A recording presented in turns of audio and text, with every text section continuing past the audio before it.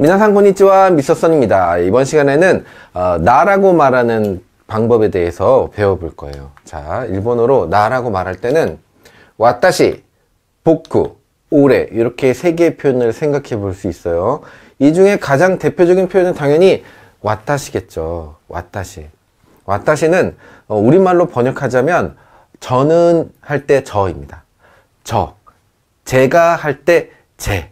이렇게 해서 자기를 부르는 가장 기본적인 표현인데요. 우리말로 저는 하면 이것은 겸손한 겸양의 표현이죠. 하지만 일본어에서는 이 와타시라는 표현을 친구 사이에서도 씁니다. 그러니까 그걸 굳이 번역하자면 친구들끼리도 저는 이렇게 하는 건데요.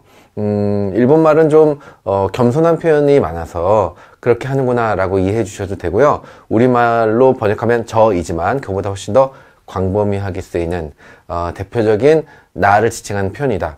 이렇게 설명드리면 되겠네요. 공적인 자리에서는 당연히 와타시를 써야 하고요. 윗사람에게도 당연히 와타시를 써야 합니다. 자, 그러면 보쿠와 오레는 어떤 의미이냐? 자, 요거는 잠깐 두시고요. 이 세 개의 표현은 남자들이 주로 쓰는 표현이다. 이렇게 기억해 두세요. 그러면 여자들이 쓰는 표현 또 따로 있느냐 하면 여자분들은요 와타시라고 주로 합니다. 그러니까 보쿠와 오레란 말을 거의 안 써요. 거의 제로에 가깝다. 근데 만약에 누가 썼어 그럼 어떻게 됩니까?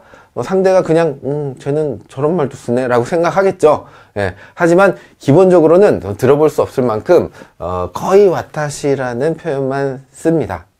자, 그러면 이제 보쿠와 오레가 어떤 의미를 갖고 있는지 한번 생각을 해볼게요. 보쿠는요 꼬마들이 주로 씁니다. 유아에서부터 초등학교, 중학교 언저리까지 보쿠 스스로를 그렇게 부릅니다. 그러니까 어른들이 꼬마야 라고 부를 때도 반대로 보쿠짱 이렇게 부르기도 합니다. 그러다가 애들이 이제 사춘기가 지나고 내가 좀 남자인 것 같아 라고 생각할 때쯤에 보쿠라는 말을 버리고 오레라는 말을 쓰기 시작합니다. 물론 윗사람이나 아니면 공적인 자리에서나 아니면 자기가 어디서 발표를 하고 있다거나 하면 당연히 아이들도 와타시라는 표현을 쓰겠죠. 와타시는 방금 전에 말씀드렸다시피 모두가 쓰는 대표적인 표현이니까요. 오레는 어떤 정도의 뉘앙스냐면 나, 내가 이 정도의 표현입니다. 그런데 우리가 생각하는 나보다는 약간 더 강해요. 약간 어떻게 강하냐면 우리가 한국말로 생각했을 때 조금 더 건방진 표현을 하자면 야 엉아가 이렇게 말할 수 있죠. 야 형님이 라고 본인을 이렇게 부르기도 하잖아요. 남자들끼리 친구들끼리 있을 때 이렇게 이야기를 많이 하곤 하는데 그 엉아가 형님이 요거랑 내가 라는 표현이랑 중간쯤이라고 생각하시면 됩니다. 나보다 좀 더 센 편이다. 이렇게 해서 와타시와 오레는 겸양의 표현과 거친 표현의 관계다 생각하시면 되고요. 와타시와 보쿠는 아이들 표현과 보통 일반적인 표현 이렇게 생각할 수도 있죠. 보쿠는 초등학교, 중학교 남학생들이 쓰다가 중고등학생쯤 되면 오레를 친구들끼리 쓰기 시작하죠.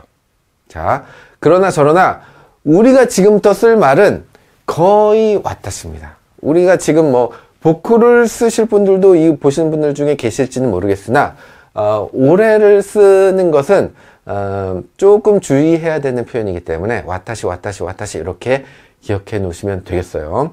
자, 여자분들은 이런 고민이 별 필요가 없으니까 편안하게 와타시 이렇게 하시면 되겠습니다. 어떤 분들은 이렇게 질문해요. 아니 선생님 왜 일본말은 이렇게 나를 표현하는 방법이 많고 복잡한가요? 하는데요. 사실은 우리말도 그래요. 나 있고 저 있고요. 꼬마들 쓰는 이 보쿠라는 말은 대응하는 말이 없겠지만 소신이, 소인이 이렇게 말하기도 하고 또 나를 높여서 지미 이렇게 말하기도 하잖아요.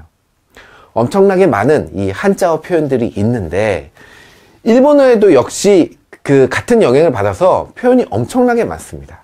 엄청나게 많은데 지금 현재 우리가 일반적으로 쓰는 표현을 고르자면 이렇게 3개 정도고 그 중에 가장 중요한 건 와타시다. 이렇게 생각하시면 되겠습니다. 네, 이번에는 우리라고 말해 보겠습니다. 나, 와타시의 복수 표현이죠. 우리말로는 나와 우리가 아예 말이 다르지만 일본어로는 이거보다 약간 더 간단합니다. 뭐냐면 와타시 뒤에 타치를 붙여주면 우리가 됩니다. 이거를 하나씩 생각해보면 나들이라고 생각해볼 수 있겠죠. 그런데 이 와타시 타치가 문제가 아니라 이 복수 표현이 꽤 여러 개 있습니다. 꽤 여러 개. 왜냐하면 앞에서 우리가 배웠던 와타시 말고 또 있었죠. 보쿠와 오레가 있었는데 이 녀석들도 타치를 붙여줍니다. 타치. 그래서 와타시 타치, 보쿠 타치, 오레 타치. 이렇게 말하면 각각 표현들의 복수형이 만들어지는 거죠. 자, 그런데 타치 말고 다른 표현이 하나 더 있어요. 뭐가 있냐면 라라는 표현이 있습니다. 라를 붙여도 똑같이 복수 표현이 만들어져요. 그래서 보쿠라 오레라라는 표현도 있습니다. 그래서 5개죠. 와타시 타치, 보쿠 타치, 오레 타치, 보쿠라 오레라. 이렇게 말씀드리면 여러분 한 가지 궁금한 점이 생기셔야 돼요. 뭐냐 하면 왜 6개가 아닐까 하는 거죠. 왜 6개가 아니냐 하면 와타시라라는 표현은 없습니다. 없어요. 물론 누군가가 그 이야기를 하면 알아는 듣겠지. 하지만 그런 표현은 쓰지 않는 표현입니다. 그래서 이렇게 5개 입에 붙여 놓으세요. 자, 타치와 라를 굳이 구분할 필요는 없습니다. 거의 비슷한 표현이니까요. 구분할 필요는 없고 누군가가 보쿠라 오레라라고 말해도 이게 복수 표현이구나 라고 알아들으실 수만 있으면 되겠습니다. 네, 이번에는 너 혹은 당신이라고 지칭하는 방법에 대해서 배워보겠습니다. 2인칭 단수 표현이다, 2인칭 단수 대명사다 이렇게 이야기해도 되겠죠. 자, 너라고 손가락질을 하고 있는데요. 3개의 표현이 있습니다. 보시죠. 아나타, 키미, 오마에 이렇게 3가지 표현이 있습니다. 아나타는 존칭이에요. 당신이라고 부르는 거고요. 키미는 너라는 표현입니다. 너. 이거를 키미라고도 읽지만 이름 뒤에 붙이면 쿤이라고 읽기도 하는데 그건 우리가 김군, 박군 할 때 그 군자랑 같은 역할을 해요. 그래서 그냥 너라고 할 땐 키미라고 똑같은 글자인데 너라고 할 땐 키미라고 말하면 되고 이름 뒤에 붙였을 때는 김쿤 이렇게 말하시면 되겠습니다. 자, 오마에는요. 키미랑 거의 비슷해요. 우리말로 번역하자면 너라는 표현이라고 생각해야겠는데 키미보다는 좀 더 뉘앙스가 강합니다. 야, 너! 이렇게 좀 센 표현이다 생각하시면 되겠어요. 자, 여자분들도 똑같이 씁니다. 아나타, 키미 쓰는데 오마에는 뭐 쓸 수도 있지만 자주 쓰는 편은 아니라서 빼놨습니다. 자, 이렇게 해서 3개의 표현을 배워봤는데 이 3개 표현이 사실은 그렇게 중요하지는 않아요. 왜냐하면 일본 사람들의 이 특성상 이름을 아는 사이에서는 이름을 부릅니다. 이름을 아는데 아무리 아나타라고 하더라도 이름을 아는 데는 아나타보다는 이름을 불러준다 이렇게 생각하시면 되겠어요. 그러면 이거 다 필요 없다라고 생각할 수도 있지만 이름 모를 땐 아나타 쓰셔야죠. 그렇죠? 이름을 모르면 상대에게 당신께서 이런 의미로 아나타를 쓰고요. 또 이름 알아도 화가 나면 오마에 쓸 수 있어요. 화가 났다는 의미로 오마에 이렇게 쓸 수도 있겠죠. 너를 좀 세게 하는 표현이니까. 자, 이렇게 생각하시면 되겠습니다. 네, 이번에는 이름을 불러주는 방법에 대해서 배워보겠습니다. 워낙 이름을 많이 부르기 때문에 서로 그러니까 우리 입장에서는 왜 이렇게 이름을 불러대지 싶을 만큼 계속 이름을 불러댑니다. 우리라면 어떻게 하냐면 그냥 상대를 부르지 않고 그냥 밥 먹었어? 밥 먹어. 맛있어? 맛있지? 라고 말할 걸 자꾸 이름을 껴서 말하는 경향이 있는 거죠. 이름을 많이 쓰기 때문에 그 이름을 쓸 때도 그 뒤에 뭐를 붙여주느냐에 따라서 격식이 있는 표현일 수도 있고 격이 없는 아주 친한 관계의 표현일 수도 있습니다. 그래서 김철수라는 사람이 있다고 봤을 때 이 사람의 이름을 어떻게 불러줄까 한번 표로 만들어 봤어요. 가장 예의 바르게 표현하는 것은 이겁니다. 김상이라고 부르는 거.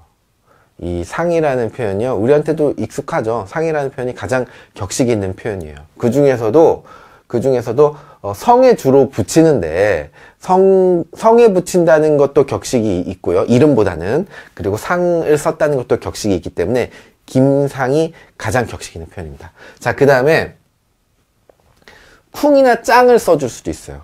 쿵이나 짱. 이건 어떻게 다르냐면요, 쿵이랑 짱은 거의 비슷한 레벨인데, 쿵은 보통 우리말로 군이니까 김군 이런 말은 보통 남자분들한테 많이 이야기 하잖아요. 그래서 쿵은 남성한테 거의 많이 쓰고, 짱은 보통 여자분들에게 쓰지만 남자분들에게도 쓰는 공용 표현이라고도 볼 수 있습니다. 짱은. 다시 한번 설명할게요. 쉽게 말하면 쿵은 남성, 짱은 여성이에요. 하지만 그렇게 완전히 나눠져 있진 않아요. 쿵은 아주 간혹 여성한테도 쓸 수 있고요, 짱은 꽤 자주 남성들한테도 사용합니다. 자, 이렇게 정리하면 되고요. 자, 철수 이렇게 이름을 부르기 시작하면 이미 굉장히 격의가 없어진 거예요. 철수상, 철수쿵, 철수짱 이렇게 사용할 수 있습니다. 그런데 만약에 그냥 철수 이렇게 불렀다면 이것은 아주 격이 없는 표현이자 예의 없는 표현이라고도 볼 수 있어요. 그러니까 그런 경우는 생각하지 말고 이렇게 상, 쿵, 짱 이렇게 붙여서 쓰시면 되겠습니다. 이번에는 2인칭 복수 표현, 너희들 혹은 당신들 이렇게 부를 때 어떤 표현을 쓰는지 한번 배워보도록 하겠습니다. 자, 대표 표현은 아나타 뒤에 타치를 붙여서 아나타 타치예요. 이게 타치 우리에 익숙하죠. 왜냐면은 와타시 타치를 우리가 이미 배웠기 때문에 익숙합니다. 아나타에 타치를 붙이세요. 이게 대표 표현이고요. 일단 이것만 외우셔도 됩니다. 물론 몇 개의 표현이 더 있는데, 키미와 오마에에도 타치를 붙여줄 수 있어요. 타치는 항상 다 붙으니까 여기까지는 굉장히 자연스럽습니다. 근데 타치 말고 우리 하나 더 있었죠. 라라는 표현이 있었어요. 라는 어디에 붙냐면 다 붙지는 않아요. 이 중에서 오마에만 오마에라가 붙습니다. 오마에만 라가 붙습니다. 그래서 오마에라는 표현이 생겼죠. 이렇게 4개 표현을 입에 이렇게 붙여 놓으시면 되고요. 이게 왜 자꾸 타치는 자꾸 붙는데 라는 안 붙냐면, 라는 약간 너무 격의가 없어요. 그래서 오마에처럼 격식 없는 표현에만 라가 붙여서 쓰이는 겁니다. 그래서 대표는 타치와 라 중에는 타치가 대표 표현이다 이렇게 생각하셔야 되겠죠. 네, 이번에는 그와 그녀를 부른 방법에 대해서 배워보도록 하겠습니다. 그러니까 3인칭 단수 인칭 대명사라고 불러줄 수 있겠네요. 자, 먼저 그는 카레라고 합니다. 카레. 뭐가 연상되긴 하지만 이야기하진 않겠습니다. 자, 그를 카레라고 부르고요. 그녀는 뭐라고 부르냐면 카노조라고 부릅니다. 외워놓으세요. 그냥 카레, 카노조. 자, 이 표현에는 별 특이점은 없는데 한 가지 기억해 놓으면 좋은 게, 남자친구를 부를 때도 카레라고 하고요, 여자친구를 부를 때도 카노조라고 합니다. 그러니까 이게 그녀라고 한 건지 여자친구라고 한 건지 헷갈릴 수도 있죠. 그런 상황이 있을 수 있으나 상황상 구분되게 되는 거죠. 자, 이번에는 복수 표현인데요. 복수로 카레에 타치와 라를 붙였어요. 자연스럽죠. 그러려니 하면 되겠습니다. 카레 타치, 카레라 이렇게 해서 그들이라고 부를 수 있게 됐고요. 자, 그럼 이번엔 그녀들을 한번 불러볼까요? 하나가 없어요. 카노조라라는 표현이 없죠. 없습니다. 이게 왜 없냐면 이런 거예요. 있는 게 약간 이상한 겁니다. 카레라라는 표현은요, 남자들에 대해서도 지칭하긴 하지만 그것뿐만이 아니라 또 어떤 용도가 있냐면, 이 성별을 구분하지 않는 그냥 그 사람들이라는 무리를, 어떤 집단을 가리킬 때 카레라라는 표현을 쓰거든요.